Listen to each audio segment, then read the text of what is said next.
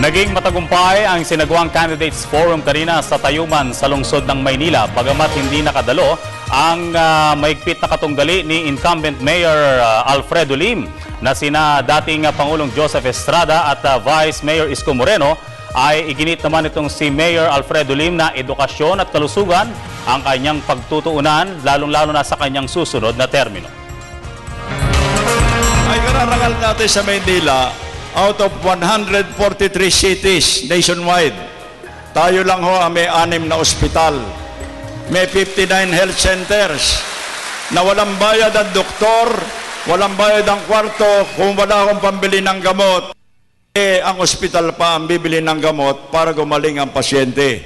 Tayo lang ang may 2 kolehiyo, pamantasan ng lungsod ng Maynila at City College of Manila, Universidad de Manila, na zero tuition ho. Wala akong binabayaran kahit sa pera. Makakagraduate sa kolehiyo ang mga anak ninyo, magiging professional. Hindi ho bankrupt ang lungsod ng Maynila. Kung wala akong pera ang Maynila, bakit patuloy itong libre kolehiyo? O bakit patuloy itong libre paggagamot sa 6 na ospital at 59 health centers?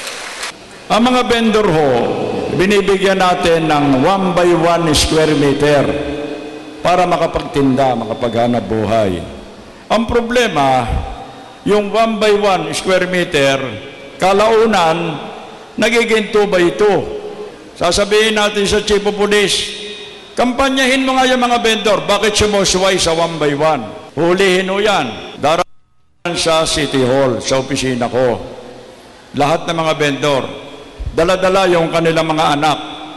Ang sinasabi, Mayor, pinagbabawalan nyo kami magtinda, matitigil ho sa pag-aaral ang aming mga anak. Ang kampanya sa vendor, hindi ho pwedeng kasing tindi at lakas ng kampanya sa kriminal. Sa kriminal, wala kaming patawad. Basta lumabag ka sa batas, gumawa ka ng krimen, tutuluyan ka namin, kahit sino ka pa man.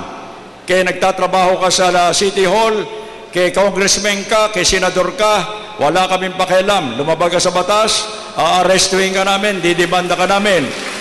Pero sa mga mahihirap na tao, siyempre, may konting konsiderasyon.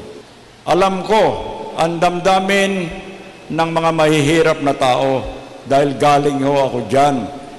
As a public servant who did his best to serve his country, specifically Manilans, na lahat ng pag-iisip ko, lahat ng damdamin ko ay binubuhos ko sa paglilingkod na isang malinis, marangal, masinop at wagas na paglilingkod na walang pansamantalang interes o personal interest o political interest. Puro ho paglilingkod lang sa bayan. We advocate clean and honest governance. Salamat po.